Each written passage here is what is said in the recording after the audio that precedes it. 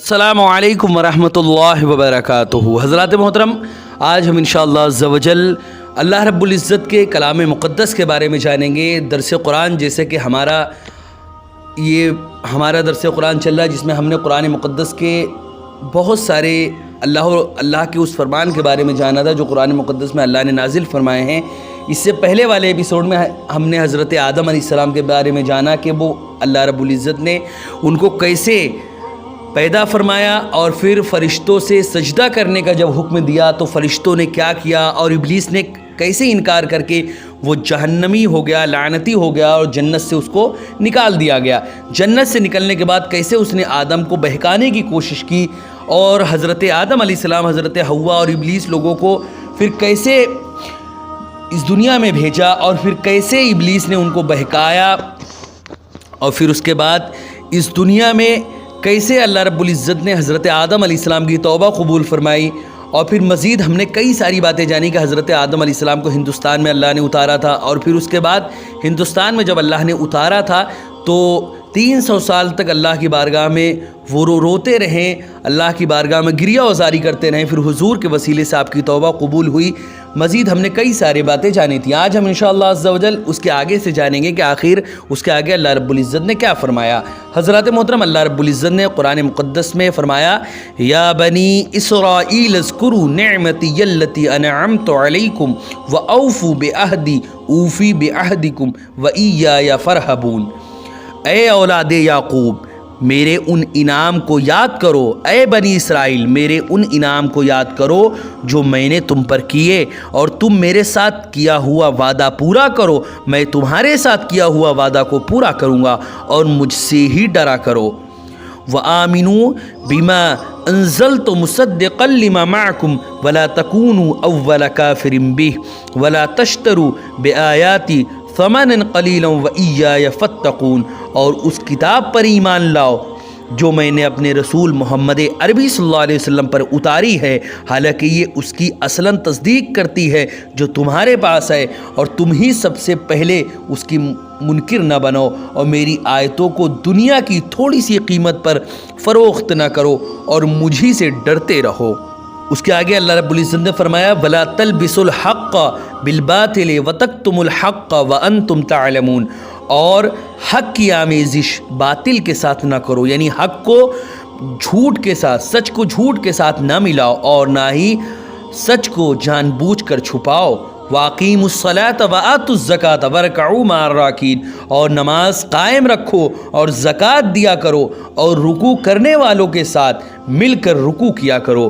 أَتَأْمُرُونَ النَّاسَ بِالْبِرِّ وَتَنْسَوْنَ أَنفُسَكُمْ وَأَنْتُمْ تَتْلُونَ الْكِتَابَ أَفَلَا تَعْقِلُونَ۔ کیا تم دوسرے لوگوں کو نیکی کا حکم دیتے ہو اور اپنے آپ کو بھول جاتے ہو، حالانکہ تم اللہ کی کتاب بھی پڑھتے ہو؟ تو کیا تم نہیں سوچتے اس بارے میں؟ آگے اللہ نے فرمایا، وَاسْتَعِینُوا بِالصَّبْرِ وَالصَّلَاةِ وَإِنَّهَا لَكَبِیرَةٌ إِلَّا عَلَى الْخَاشِعِینَ۔ اور صبر اور نماز کے ذریعے اللہ سے مدد چاہو، بے شک یہ گناہ ہے مگر ان عاجزوں پر ہرگز نہیں جن کے دل محبت الہی سے خستہ اور خشیت الہی سے شکستہ ہے۔ یہ قرآن ان کے لیے بھاری نہیں ہے، یہ سجدے ان کے لیے بھاری نہیں ہیں، ان کے لیے تو یہ راحت و سکون کا سراپا سرچشمہ ہے۔ الذین یظنون انہم ملاقو ربہم وانہم الیہ راجعون۔ یہ وہ لوگ ہیں جو یقین رکھتے ہیں کہ وہ اپنے رب سے ملاقات کرنے والے ہیں، اور وہ اسی کی طرف لوٹ کر جانے والے ہیں۔ حضرات محترم، اس سے پہلے ہم نے حضرت آدم علیہ السلام کے بارے میں جانا تھا کہ فرشتوں کا جب اللہ رب العزت نے فرشتوں کے سامنے وہ سارا واقعہ، سارا معاملہ پیش کیا کہ میں اس دنیا میں ایک ایسے انسان کو بنانے والا ہوں جو میرا خلیفہ ہوگا، میرا نائب ہوگا، تو فرشتوں نے اس پر اعتراض کیا تھا کہ مولا، تو ایسے کو اپنا خلیفہ اور نائب بنائے گا جو زمین میں فتنہ و فساد کریں گے۔ اس کے بعد اللہ رب العزت نے آدم علیہ السلام کو پیدا فرمایا، اور جب ان سے ناموں کو رکھنے کے بارے میں کہا کہ ان کے سامنے ناموں کو اپنے پیش کرو، تو فرشتوں نے ان ناموں کے بارے میں لا علمی کا اظہار کیا کہ ہم تو ان کے بارے میں نہیں جانتے۔ تو اللہ نے حضرت آدم سے فرمایا کہ اے آدم، ان لوگوں فرشتوں کو ان کے ناموں کو بتلا دو۔ جب فرشتوں کو ناموں کو بتلایا تو فرشتوں کو سمجھ میں آ گیا کہ حقیقت میں اللہ رب العزت بہت بڑا حکمت والا ہے. اگر اس نے حضرت آدم کو اور آدمی کو اگر اس کام کے لیے چنا ہے تو یقیناً اللہ رب العزت نے ان کے اندر وہ ساری صلاحیتیں پیدا کی ہیں جو خلافت کے لیے بہت ہی زیادہ موزوں ہے. حضرات محترم، اس کے بعد جب اللہ نے فرشتوں کو حکم دیا، یہ سارا واقعہ ہو گیا، تو حضرت آدم کو سجدے کا حکم دیا گیا کہ اے فرشتوں آدم کو سجدہ کرو. تو ابلیس کے علاوہ سبھی فرشتوں نے سجدہ کر لیا. ابلیس نے انکار کیا. انکار کرنے کی وجہ سے اللہ رب العزت نے اس کو جنت سے نکال دیا اور فرشتوں کو وہ تاج بخش دیا، وہ عزت کا جو قیامت تک ان کے سروں پر رہے گا. فرشتوں نے جب سجدہ کیا، سجدے سے جب انہوں نے سر اٹھایا تو انہوں نے دیکھا کہ ابلیس تو تکبر اور گھمنڈ میں اکڑا ہوا کھڑا ہے اور ہم نے اللہ کی بارگاہ میں سجدہ کر لیا. اسی شکر میں وہ پھر سے دوبارہ ایک سجدہ کیے، جیسے کہ ہماری نمازوں میں 2 سجدے ہم دیکھتے ہیں اور نماز میں 2 سجدوں کو ادا کرتے ہیں. اسی طرح ابلیس اپنی انہی باتوں پر اڑا رہا. اللہ رب العزت نے فرمایا فخرج منہا فإنک رجیم، تم یہاں سے نکل جاؤ، یقیناً تم مردود ہو چکے ہو اور قیامت تک کے لیے تم پر لعنت ہو چکی ہے. جب اس کو نکالا جا رہا تھا تو ابلیس یعنی شیطان نے اللہ سے وعدہ کیا، اے مولا مجھے قیامت تک کے لیے تو مہلت دے، اگر میں نے آدم اور اولاد آدم کو اکھاڑ کے نہ پھینک دیا تب کہنا. اللہ نے فرمایا جا، تجھے میں نے مہلت دی اور قیامت تک کے لیے تجھے مہلت مل گئی. اب اگر تو اولاد آدم کو تو نے بھٹکا لیا تو یقیناً وہ ان سبھی کے ساتھ میں تجھے بھی جہنم میں ڈال دوں گا. اور جا، تجھے جس کو بہکا سکتا ہے بہکا لے، لیکن یہ یاد رکھنا ان عبادی لیس لک علیہم سلطان، میرے کچھ خاص بندے ایسے بھی ہوں گے جن پر تیرا کوئی بھی بس نہیں چلے گا. یقیناً وہ اللہ کے انبیاء ہوں گے، اولیاء ہوں گے، صحابہ تابعین اور تبع تابعین ہوں گے. یہ ایسے اللہ کے مقدس بندے ہوں گے جن پر شیطان کا بس نہیں چلے گا. آج بھی اولیاء کرام اللہ کے ان بندوں میں سے ہیں جن کے بارے میں اللہ نے فرمایا تھا کہ تیرا بس ان اللہ کے نیک بندوں پر نہیں چلے گا، جو میرے خاص بندے رہیں گے ان پر تیرا کوئی بس نہیں چلے گا. آج بھی اللہ کے ولی جو ہوتے ہیں ان پر شیطان کا کوئی زور نہیں چلتا، شیطان کا کوئی بس نہیں چلتا اور شیطان چاہتے ہوئے بھی ان کو نہیں بہکا پاتا. حضرات محترم، اسی طرح جب وہ ان سبھی کو جنت سے نیچے کر دیا گیا تو کہہ دیا گیا کہ تم سبھی لوگ جنت سے اتر جاؤ. حضرت آدم علیہ السلام کو اللہ رب العزت نے ہندوستان کی سرزمین میں اتارا اور اسی طرح کر کے مختلف مقامات پہ ان سبھی لوگوں کو اللہ نے بھیج دیا. اور پھر اس کے بعد فرمایا کہ جن لوگوں نے کہ تم سبھی لوگ نیچے اتر جاؤ اور اگر میری جانب سے کوئی ہدایت تمہارے پاس آئے اور تم نے اس ہدایت کی پیروی کی تو پھر تمہارے اوپر کوئی خوف نہیں ہوگا اور نہ ہی تم رنجیدہ ہوگے. یہاں پہ ہدایت سے مراد اللہ کے نبی ہیں، اللہ کی کتابیں ہیں، اللہ کے اولیاء کرام ہیں، اللہ کے وہ سارے خاص اور نیک بندے ہیں جو اللہ کے دین کو آگے بڑھا رہے ہیں، اللہ کے مشن کو آگے بڑھا رہے ہیں کہ اللہ اور رسول کے اس دین کو ہم پوری کائنات میں پہنچانا ہے. اس مشن کو جو آگے بڑھا رہے ہیں، اس ہدن میں وہ سارے لوگ شامل ہیں. اگر تمہارے پاس اللہ کی ہدایت آئے، اللہ کی وہ روشنی آئے اور تم نے اس کی پیروی کی تو یقیناً تمہارے اوپر کوئی خوف اور کوئی بھی غم نہیں ہوگا. لیکن اگر تم نے اس کی پیروی نہ کی تو یہ یاد رکھنا کہ تم کو جہنم میں ڈال دیا جائے گا اگر تم نے اس کا انکار کیا اور تم جہنم میں ہمیشہ رہو گے. اس کے بعد اللہ رب العزت نے بنی اسرائیلیوں کا تذکرہ کیا.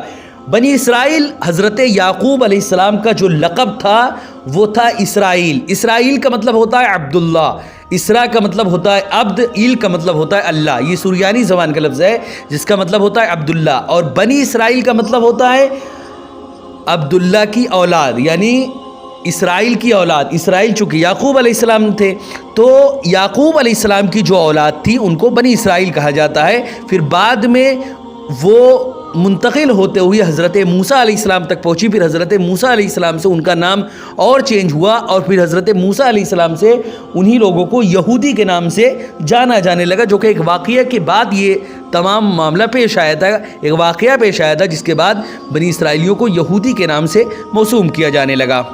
حضرت محترم، چونکہ اللہ رب العزت نے بنی اسرائیل پر بہت زیادہ انعام کیے تھے، انہی انعاموں کے بارے میں اللہ نے فرمایا، اے بنی اسرائیل، اللہ کی نعمتوں کو یاد کرو جو اللہ نے تم پر کی ہے، اور تم میرے وعدوں کو پورا کرو، میں تمہارے وعدوں کو پورا کروں گا، اور مجھ سے ہی ڈرا کرو۔ یا اللہ رب العزت نے یہ فرما دیا کہ تم پہ جتنی نعمتیں اللہ نے نازل کی ہیں کہ تمہارے لیے صاف صاف جنت سے ہم کھانا نازل کرتے تھے، ایسی نعمتیں ہم تمہارے لیے اتارا کرتے تھے، اور بھی بہت ساری نعمتیں اللہ نے تم پر نازل کی ہیں، اور ان تمام نعمتوں اور اللہ رب العزت کے تمام قہر و غضب کی جانب اشارہ ہے کہ اللہ سے ہی ڈرا کرو، کسی اور سے ڈرنے کی کوئی ضرورت نہیں ہے۔ اور آگے اللہ نے فرمایا، وَآمِنُوا بِمَا أَنزَلْتُ مُصَدِّقًا لِمَا مَعَكُمْ، اور اس کتاب پر ایمان لاؤ جو میں نے اپنے رسول محمد عربی پر اتاری ہے، اور یہ اس کی اصلاً تصدیق کرتی ہے جو تمہارے پاس ہے۔ اس میں یہودیوں یعنی بنی اسرائیلیوں کو اللہ رب العزت نے یہ ارشاد فرمایا کہ تمہارے پاس جو کتاب، جس کو بائبل تم لوگ کہتے ہو، یہ جو کتاب ہے، یہ اصل میں یہ جو قرآن ہم نے محمد عربی پہ اتاری ہے، یہ قرآن اس کتاب کی بھی آج کے زمانے میں جس کو بائبل کہا جاتا ہے، جو کہ آج کے زمانے میں وہ جھوٹی ہو چکی ہے، کیونکہ اس میں بہت ساری باتوں کو ان لوگوں نے ملا دیا ہے۔ اب وہ اصلاً اللہ کی کتاب نہیں ہے، اس میں ان لوگوں نے بہت ساری چیزوں کو گھٹا بڑھا دیا ہے۔ اصل جو توریت تھی، یہ قرآن اس کی بھی تصدیق کرتی ہے کہ یہ اللہ کی جانب سے ہے، جو تمہارے پاس یہ اس کی بھی تصدیق کرتی ہے، تو اس کے منکر نہ بنو اور میری آیتوں کو تھوڑی سی قیمت پر فروخت نہ کرو اور مجھ سے ہی ڈرتے رہو۔ اس کے آگے اللہ نے فرمایا، وَلَا تَلْبِسُوا الْحَقَّ بِالْبَاطِلِ وَتَكْتُمُوا الْحَقَّ وَأَنْتُمْ تَعْلَمُونَ، اور حق کی آمیزش باطل کے ساتھ نہ کرو، کیونکہ یہودیوں کا، بنی اسرائیلیوں کا یہ طریقہ تھا کہ وہ توریت جو کہ حق ہے، اللہ رب العزت کی جانب سے نازل ہوئی ہے، اس میں وہ جھوٹی جھوٹی باتوں کو اپنی جانب سے اپنے فائدہ کے مطابق اس میں ملا دیا کرتے تھے۔ اسی طرح ملاتے ملاتے آج وہ بائبل کی روپ میں جو ہمارے سامنے ہے، وہ حقیقت میں اللہ کی جانب سے ہی توریت آئی تھی، لیکن اس میں ان لوگوں نے اتنی ساری باتوں کو ملا دیا ہے کہ وہ اپنی اصل حالت پر باقی نہیں ہے۔ تو ہم اس میں یہی کریں گے کہ توریت ہو یا انجیل ہو، یعنی بائبل ہو یا کوئی بھی کتاب ہو، زبور ہو، کوئی بھی کتاب ہو، ہم یہ دیکھیں گے کہ اس کا کون کون سا حکم قرآن کے مطابق ہے۔ اگر اس کے حکم قرآن و حدیث کے مطابق ہے تو یقیناً ہم اس کی تصدیق کریں گے ان باتوں کی، اور اگر وہ سارے حکم قرآن و حدیث میں ہمیں نہیں ملتے تو ہم اس کو نہیں مانیں گے۔ اس کے آگے اللہ نے فرمایا، وَأَقِیمُوا الصَّلَاةَ وَآتُوا الزَّکَاةَ وَارْکَعُوا مَعَ الرَّاکِعِینَ، اور نماز قائم رکھو۔ یہاں پہ مسلمانوں کو اللہ نے فرمایا نماز قائم کرو اور زکوٰۃ دو اور رکوع کرنے والوں کے ساتھ رکوع کرو۔ یہاں پہ اللہ رب العزت نے رکوع کرنے والوں کے ساتھ، رکوع سے مراد جماعت کی جانب ہم کو حکم دیا ہے کہ جماعت کے ساتھ نماز پڑھو۔ اس کے آگے اللہ نے فرمایا، أَتَأْمُرُونَ النَّاسَ بِالْبِرِّ وَتَنْسَوْنَ أَنفُسَكُمْ وَأَنْتُمْ تَتْلُونَ الْكِتَابَ أَفَلَا تَعْقِلُونَ۔ تو یہ ان لوگوں کے لیے اللہ نے فرمایا کہ جو کچھ لوگ ایسے بھی تھے کہ دوسروں کو تو اچھائیوں کا حکم دیتے تھے لیکن اپنے آپ کو بھول جاتے تھے۔ آج کے زمانے میں بھی ایسے بہت سارے لوگ ہیں جو دوسرے کے لیے تو بہت اچھی اچھی باتیں بیان کرتے ہیں لیکن خود ان پر عمل نہیں کرتے۔ انہی کے متعلق اللہ نے فرمایا، کیا تم لوگوں کو اچھائیوں کا، نیکیوں کا حکم دیتے ہو اور اپنے آپ کو بھول جاتے ہو کہ تم کو بھی انہی باتوں پر عمل کرنا ہے؟ حالانکہ تم کتابیں پڑھتے ہو، تم کو بھی معلوم ہے کہ کیا صحیح ہے کیا غلط۔ کیا تمہارا اتنا بھی عقل و شعور نہیں کہ تم کو کیا کرنا چاہیے؟ اس کے آگے اللہ نے فرمایا، وَاسْتَعِینُوا بِالصَّبْرِ وَالصَّلَاةِ وَإِنَّهَا لَكَبِیرَةٌ إِلَّا عَلَى الْخَاشِعِینَ، اور صبر اور نماز کے ذریعے اللہ سے مدد مانگا کرو۔ یہی صبر اور نماز ہی ہے جو تمہاری ہر طرح کی مدد کو مکمل کرے گی اور تمہاری ہمیشہ مدد کے لیے تیار رہے گی۔ وَإِنَّهَا لَكَبِیرَةٌ إِلَّا عَلَى الْخَاشِعِینَ، اور یقیناً یہ نماز جو ہے یہ بہت ہی زیادہ لوگوں کے فائدے کے لیے ہے، دنیا اور دین دونوں ہی کے فائدے نماز میں پوشیدہ ہے۔ اگر کوئی انسان نماز کو ادا کرے گا، یہ نماز حقیقت میں انہی پر بھاری پڑتی ہے جو خوف و خشیت اپنے دل پر نہیں رکھتے، انہی کے اوپر یہ نماز بھاری پڑتی ہے۔ اور اگر کوئی انسان اپنے اندر اللہ کی خشیت رکھتا ہے تو اس کے لیے یہ نماز بھاری نہیں ہے۔ آگے اللہ نے فرمایا الذین یظنون انہم ملاقو ربہم وانہم الیہ راجعون، یہ نماز اور صبر والے وہ لوگ ہوتے ہیں جو یہ یقین رکھتے ہیں کہ ہم کو اللہ سے ملنا ہے اور ہم کو اسی کی جانب لوٹ کر جانا ہے۔ حضرات محترم، یہ چند باتیں تھیں اللہ رب العزت کی قرآن مقدس کی جو ہم نے ابھی جانی۔ انشاءاللہ عز و جل نیکسٹ ایپیسوڈ میں ہم درس قرآن میں اور بھی مزید اللہ رب العزت کے ان فرمانوں کو جانیں گے، اللہ رب العزت کے ان حکم کو جانیں گے جو اللہ نے قرآن مقدس میں نازل فرمائے ہیں۔ ویڈیو پسند آئے تو ویڈیو کو لائک کریں، شیئر کریں اور زیادہ سے زیادہ لوگوں تک اس کو پہنچائیں تاکہ ہمارا مشن دعوت و تبلیغ کا ہر ایک تک پہنچے اور اللہ اور رسول کا پیغام ہر ایک تک پہنچے اور ثواب جاریہ کی صورت میں قیامت تک آپ کو اس کا ثواب ملے۔ السلام علیکم ورحمۃ اللہ وبرکاتہ۔